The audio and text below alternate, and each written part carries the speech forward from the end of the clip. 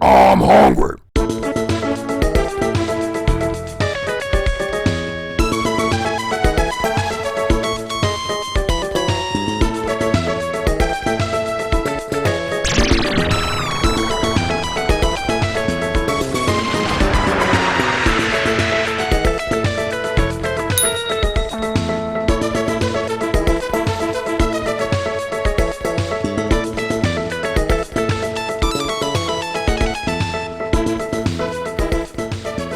Like the sweater, it keeps me safe when I'm jogging at night.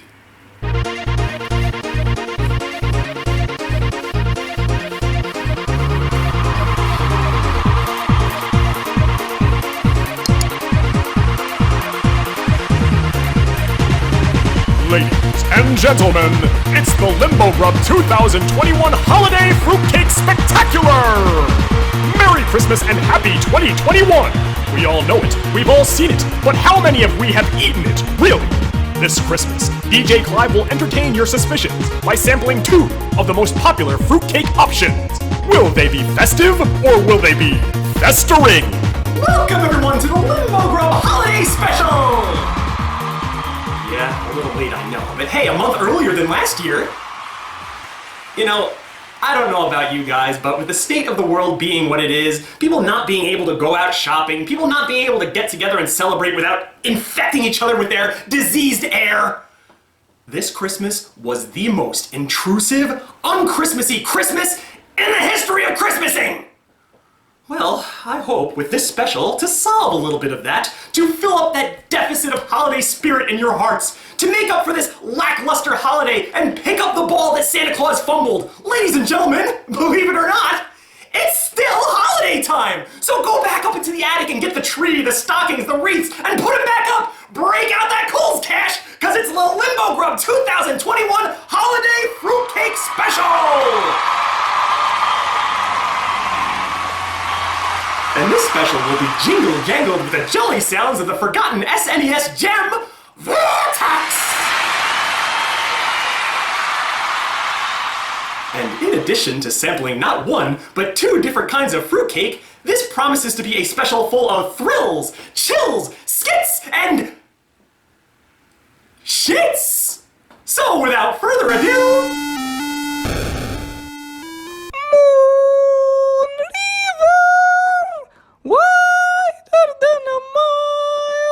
I'm crossing you in style someday.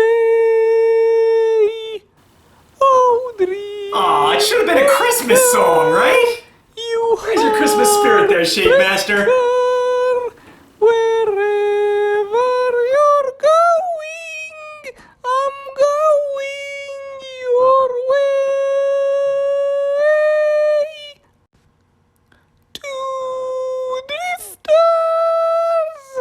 Oh, don't be such a stick in the mud. There's such a lot of worlds to see. We're all after the same rainbow's end. Waiting round the bend, my huckleberry friend, Moon River and me. I'm guessing the whole point of a fruitcake and why we give it away on Christmas is because it's festive looking. I mean, yeah, it's just a big brown lump, but throughout inside you see all sorts of like little tiny flecks of bright colors, like kind of like a Christmas tree. I don't know, I guess I'm kind of making a big jump here, but I can't think of any other reason, can you? Well, according to this article, it is still a mystery why fruitcake is considered a thing on Christmas. I did find 2 things, though. Number 1, the song, "We Wish You a Merry Christmas, We Wish You a Merry Christmas." You know that part that everybody laughs at that goes, how about some figgy pudding? How about some figgy pudding? Nobody knows what figgy pudding is. Figgy pudding, apparently, is fruitcake. And number 2, it kinda sorta shares the same origins as a soul food, in that young English Christmas carolers would patrol the streets of England singing at the doors of snooty rich folk.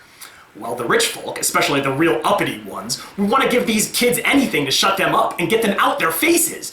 They sure as hell didn't want to give them money because they'd keep coming back for more.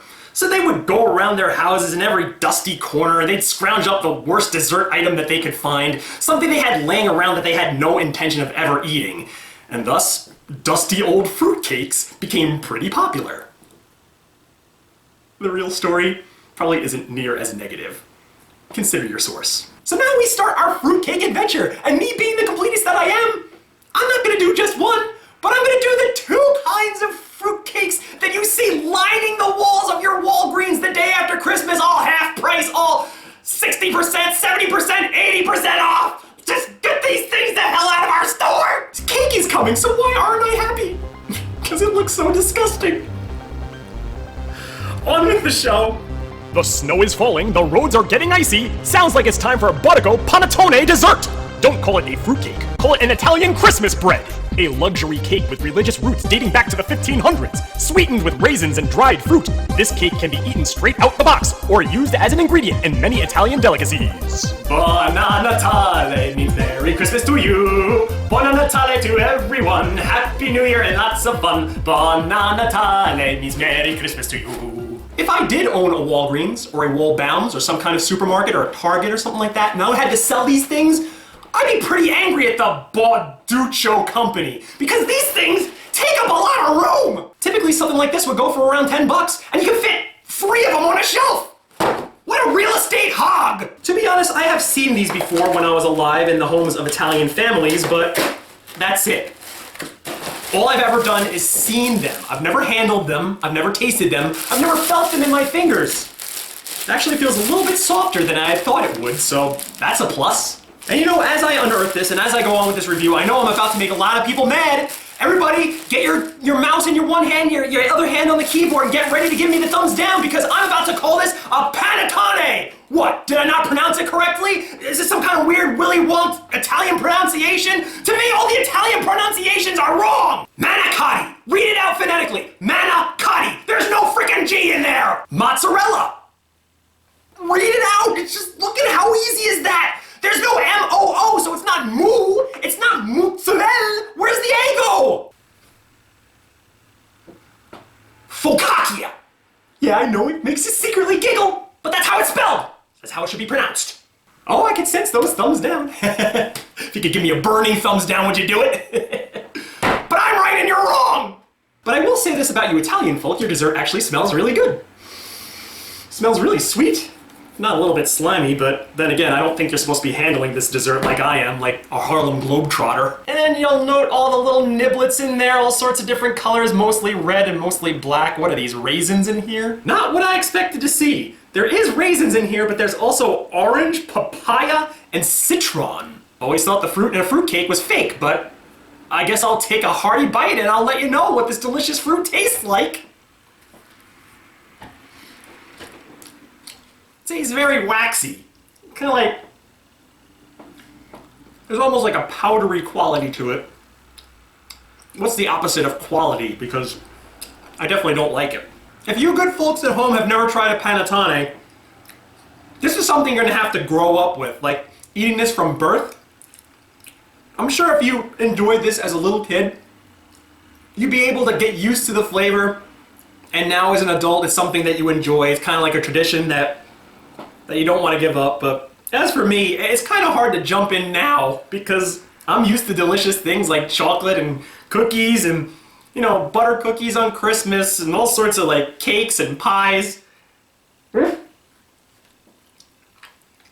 does not have the quality of any of those.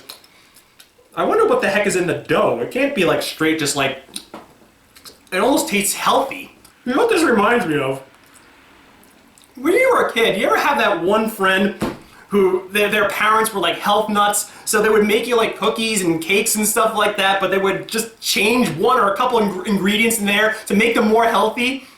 I don't even understand how this is possible, because when I figured you made cookies, you needed milk and eggs and stuff like that just to give it the substance, but no, apparently you can forego those ingredients and replace them with stuff like orange juice or prune juice or whatever the hell you got laying around the house that's a little more healthy. You can just replace those ingredients and it still comes out looking like a cookie or a cake.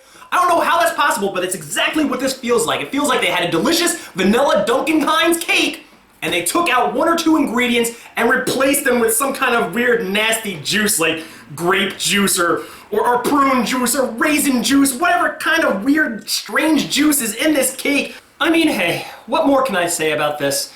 If you happen to be going to a holiday party or something like that and the person that's throwing it is really hardcore Italian, they're probably going to serve this to you at the end of the night and you can have a nice thin slice of it without it completely ruining your evening. But you have to chase it down with something like a tall glass of milk or a lot of coffee, because this thing is going to outline the whole interior of your mouth with a chalky residue. It's just such a weird texture. It's so slimy and webby. No, webby. That's a good word for this. It's almost like kind of stretchy in your mouth. It feels like you could catch a fly on it if it were to buzz up to it. It's like eating a fishing net. And I didn't remark about the little pieces of fruit in here. Fruit, I say. They're just unwelcome crunches. They really don't give off too much of a taste. Almost like what I said about like when you put onions in your chopped meat. Like every once in a while you're gonna take a bite and it's gonna go. The horrible feeling. So it is doable, but doable doesn't get a good star rating. So I'm gonna give this 1.5 stars. Maybe you're Italian and you love this. Maybe you're not Italian and you love this. It's just my opinion. It's what this show is all about. I mean, when it comes to desserts, I want something chocolatey. I want something vanilla-y. I don't want something this-y. When you think of holiday fruitcake, chances are you are thinking of this. World-famous old-fashioned regular Claxton fruitcake. A moist Christmas tradition. This rich pound cake will fill your mouth with the tastes of California raisins, Georgia pecans, pineapple, cherry, lemon, orange peel, and freshly shelled walnuts and almonds. Overdoing it a bit much? It's the holidays, and this is the ultimate indulgence. That's what I'm talking about! This is the true, genuine article, folks. Whenever anyone says the term fruitcake, this is usually what they're referring to. This weird, disgusting thing that looks like a bodily infection. I'm about to conduct a little experiment here. A serious experiment. Never, ever, under any circumstances, try this at home.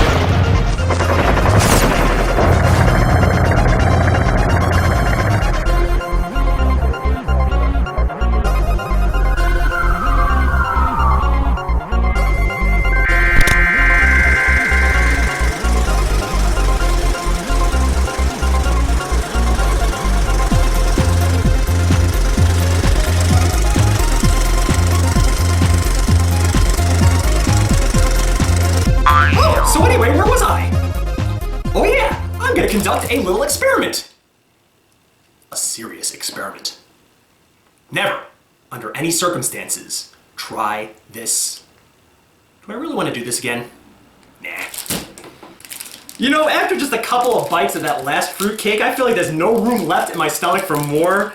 And this feels like it's the most dense, compact substance on the planet. Like thicker than even a cheesecake. Well, unfortunately, they put the stupid tag, the barcode, right over the ingredients here, so I can't really see the ingredients, what's gonna comprise this loaf that I'm holding in my hands right now. I see orange peel, raisins, there's a lot of nuts in here, almonds, pecans, and walnuts.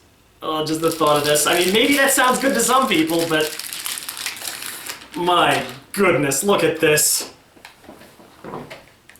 Holy free holies, what am I about to get myself into? Look at this.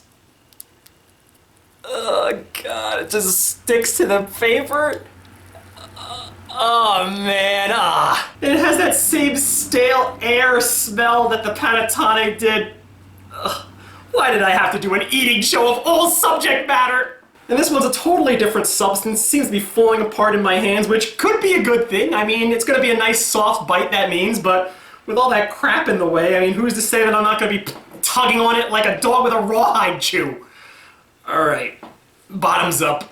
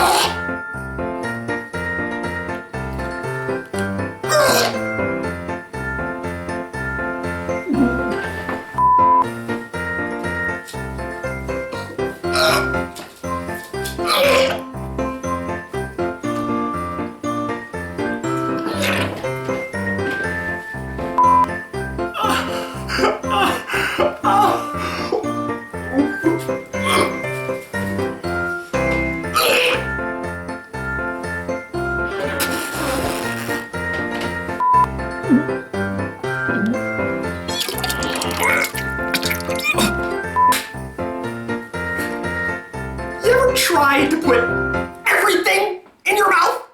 I mean, everything you can think of.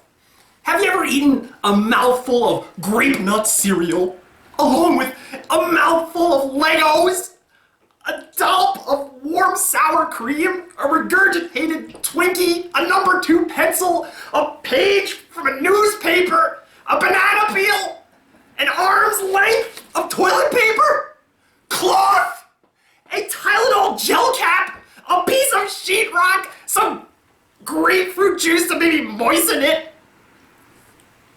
a stick of balsa wood, Ric Flair's Bursa sack, stuffing from the seat of an airplane, coach of course with all the beer farts still in it, some Brussels sprouts, some hops, some Yehuda tahina, maybe some pine needles from a Christmas tree. That's what it's like to eat fruitcake. Stupid reservoir tip. I feel it's so heavy in my stomach. I feel like it's pulling me down to my chair tighter. I feel like it's gonna give me some kind of prolapsed anus. Just in time for Christmas, I'm gonna be decking the halls with the bowels of Scotty. Why is this a Christmas thing? Why? You think of the worst things on the planet that are associated with Christmas. Ebenezer Scrooge, the Grinch, freaking Krampus, maybe Bill Goldberg trying to put a hatchet through your head. Even getting coal in your stocking is worse than having to eat this. It's exactly what you think it would feel like in your mouth. It's just like you picture you have like a moist cake in your mouth alongside stretchy, like hard to chew gummy pieces, and then nuts on top of that. So you've got soft shit, you've got squishy shit, and you've got hard shit all filled up on the inside of your mouth. Your mouth feels like a damn vacuum bag. And you've got so many things in here that are giving off their own tastes. I mean, I'll have to say the one dominant taste that you do taste over everything else is the walnuts. Like whatever kind of nuts they put in here, it tastes very especially nutty. But you gotta remember, you gotta keep in the back of your mind that added to that taste is the taste of this disgusting, moist, dry yet wet cake that feels like something that's been in the back of your cupboards and forgotten for years. And this thing is fresh out of the damn bag, might I remind you. This only marks the second time that I have vomited on this show. And you know what? This time was even worse than the last because before, the effect that it had on my stomach was not near as violent as what this did to it. It felt like an assault. Well, at least the fact that this happened makes this a very easy star rating to come up with. -0 stars. Some things you can just tell just by looking at them that they're gonna be bad. But you have no idea just how bad something can possibly be until you put it into your mouth. Now maybe it was my fault, maybe I was eating too much of it at once. I did eat a giant brick and like cracked it off in my teeth, but you know what? Giant amount, little amount, it doesn't matter. Portion size shouldn't really affect it that much. It's just the taste of it. And you know what they say? That's supposed to taste better when you chill it? How is that gonna help this at all? In fact, it's gonna probably make it even harder and more vomit-inducing. You take a look at this and you know what you're in for. But you unwrap this thing and you take a good whiff of it, then you double know. From there, if you just decide that you're just so whacked in the head you decide to take a taste of it, your brain is saying to you, I already warned you twice. You're doomed, I can't help you anymore, and your whole body just freaking explodes. And much like people in 2020 just wanted the holidays to be over with so they could get on with their lives, so do I just want this special done and in the books. Gotta get this fruitcake haze off of this table. Leave evidence 0. Am I laughing or am I crying? Well, everybody, we've had a lot of laughs. I lost a lot of stomach acids. And it looks like another holiday special is in the books. It's like the ball descended on a truly awful year and all the partygoers are suddenly picking up and going home. But there are always a few who stick around until the wee hours, right? So you've already had dinner, you've seen the main event, but won't you stick around for some cake? What? No, not this cake, what are you freaking nuts? Ladies and gentlemen, please, if you will, stay up with me. And here I present with you, Mocha's Limbo Grub 10!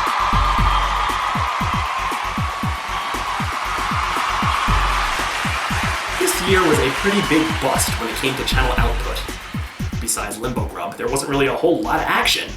But there were a few gems in there, a few bright moments, and a few moments which carried a lot of importance. So here, I bring to you the full list this time of the top 10 Bravo channel memories in the year 2020.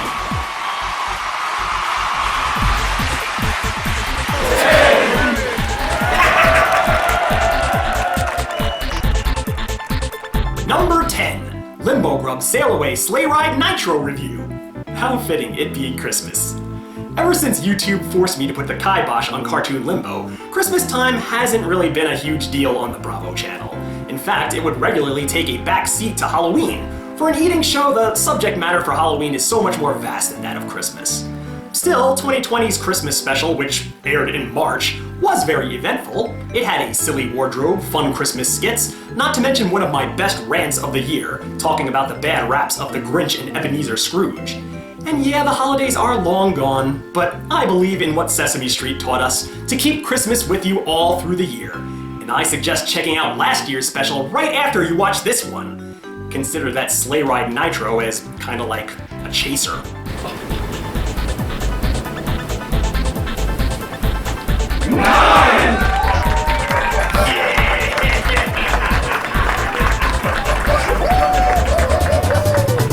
Number 9, Limbo Grub The Autumnween Special. Because of behind-the-scenes mishaps, thanks a bunch USPS, I wasn't able to film a Halloween special until after the holiday this year, and having a lack of time to film and edit, what I was able to pull off was compromised. Nonetheless, what I was able to pull off was good enough, and more importantly, big enough to stand alongside specials of years past. It had its share of memorable quirks, such as the odd, obscure costume, and a little bit of progression in the setup for Shake Master, but looming over all, I decided to splurge and get myself a pumpkin spice spam, an item which had eluded me for over a year and made it the big surprise of the episode. It turned out to be merely okay, but it was a thrill just to finally be reviewing this item I had been chasing around for so long.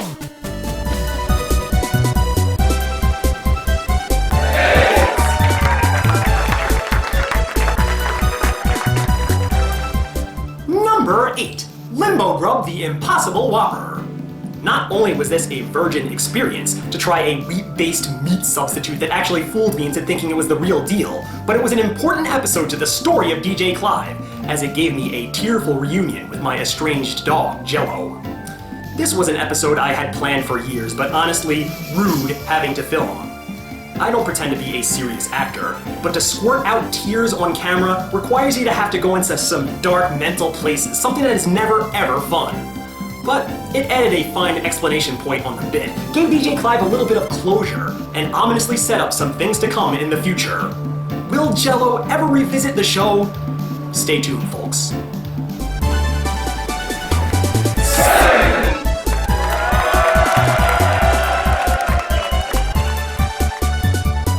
7, the Shin-Goki trailer.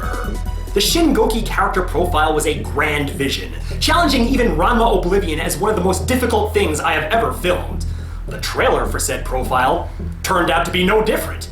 This was yet another one of those ideas where I loved the destination, but absolutely hated the ride to get there. I put off filming this for the longest time. It took a lot of preparation, a decent amount of money, and a long line of dialogue needed to be memorized and not fudged. The costume, once I had it all assembled, was a huge pain. I cut up the mask, making the jaw a separate piece, in the hope that it would make the mouth look like it was moving, but the latex didn't stick. It was a damn mess. But thankfully, the end product looks pretty badass.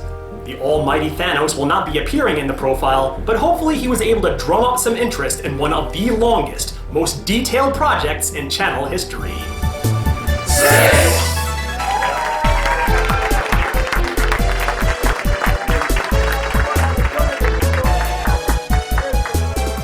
Number 6. Limbo Grub Sardines and Mustard Sauce, or more importantly, DJ's Liberation from Hottie Scotty Pancake 603. I advertised it on Facebook. If there was one episode of Limbo Grub which was a must-see, it was this one. As it marked the end of a 2-year-long curse, Djclyve's identity crisis finally came to a fabulously epic halt as he broke free of Balthazar Quayle's tyranny and gleefully hacked away at every heinous quirk of Yucker Yum. Finally, after being lost in the woods for so long, poisoned by the workman-like YouTube way of thinking, Djclyve was back, as was Limbo Grub. One time a viewer told me he was expecting more from this epic moment, to which I must reply, more? How much more could I have done?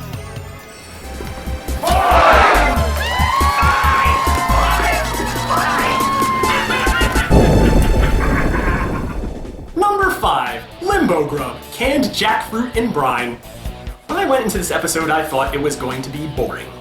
To lift the veil a little bit, this can was a Christmas present. And I did it just because it was something to do. It never dawned on me that this was something special. Little did I know, this unassuming can of fruit ended up being the first thing to legitimately make me vomit on the show. Not just once, not twice, but 3 times. I have that weird gag whenever I eat something that disagrees with me, but it always seems to cork itself up, well, besides this last program, that is. I've been looking forever for that one item that would push the food in my stomach up over the top. And in a weird way, I kinda like that with this item, it came out of the blue. No one could have predicted that reaction. 4!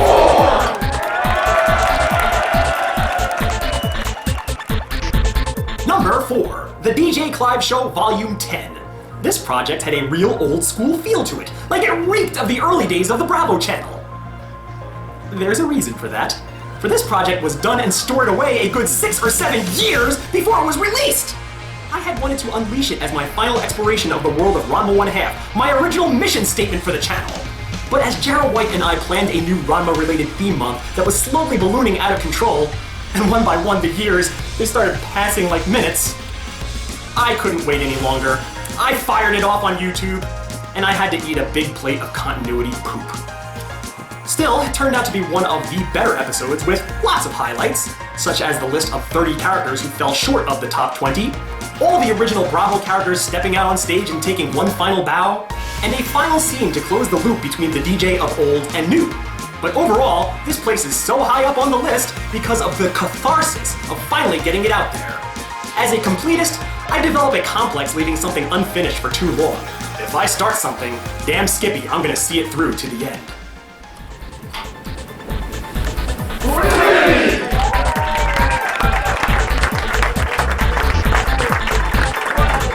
Number 3, Limbo Grub Franklin Farms Falafel Balls and the first appearance of the Shake Master.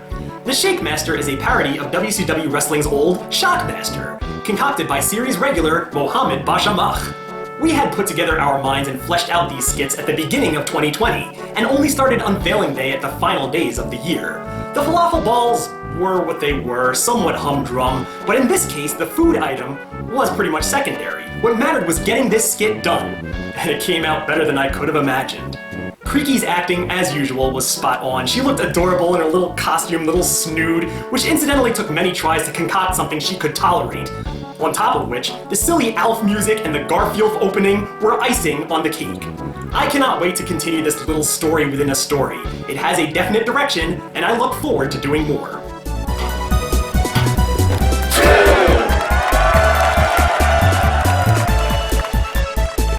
Number 2. Limbo Grub Great Value Canned Roast Beef. That cheap little can paid off for me big time by providing the backdrop for what I would consider to be a top 10 episode. In the year of 2020, I found myself entangled into the world of David Lynch, most notably the old 90s show, Twin Peaks. Now Djclyve has ventured all over the afterlife. He's been to Limbo, he's been to Hell, he's been in the ether, and the space between. Where else to go besides Purgatory and Heaven? The Black Lodge of Twin Peaks was a mouth-watering temptation, and as a loving homage to the oddity in the Lynchian world, I made the Beef Lodge a brand new realm for the DJ to explore. Everything you see is a spoof on Twin Peaks lore with one key difference. It all means something, and I plan on explaining what it all means in a later episode. Will I ever return to the Beef Lodge? If I could figure out how. I still have a lot of questions that need answers.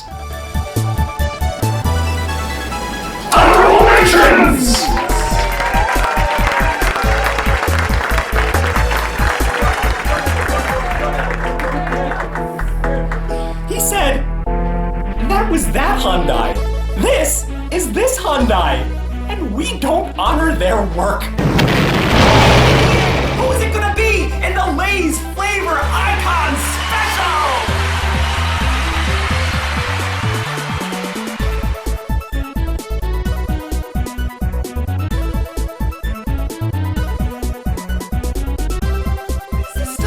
The show's been over for like 6.5 minutes now. Just say goodbye, clean out your desk, and get on with it. Jeez. Mr. DJ? Yeah?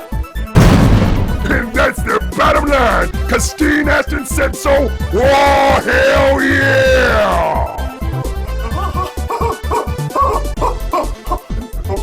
Stay away! Stay away! No, I don't want it! I don't want it! No! I don't want it! Fuck you, Lester!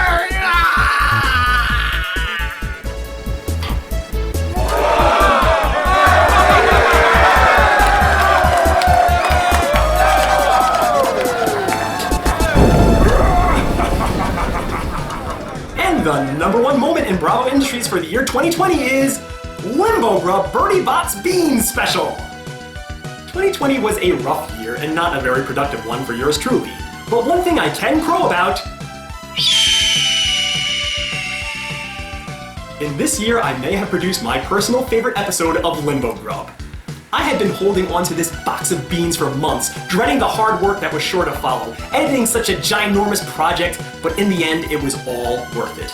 The corner timer kept it quick and light, while the TVs provided just the right amount of humor to the proceedings, and mostly, it went by quick, despite it being one of my longest reviews ever.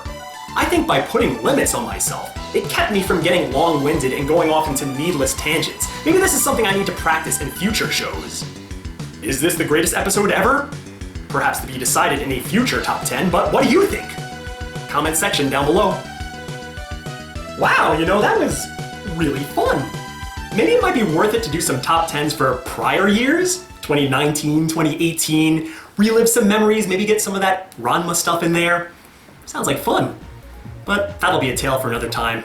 So this is your good buddy Djclyve saying Happy Holidays, Merry Christmas, Happy Hanukkah, Happy Kwanzaa, observe Ramadan! Alright, we'll never agree on the proper sign-off message, but one thing we can all agree on, fruitcake sucks! And I'll see you in Limbo!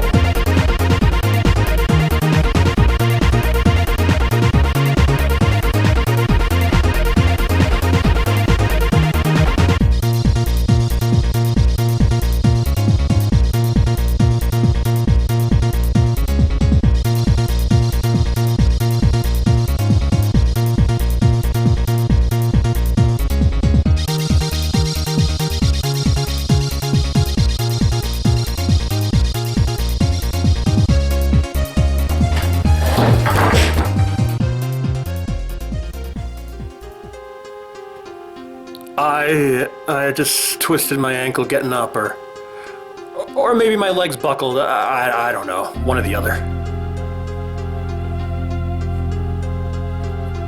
Well, what do you expect, Squinkies? I'm getting older.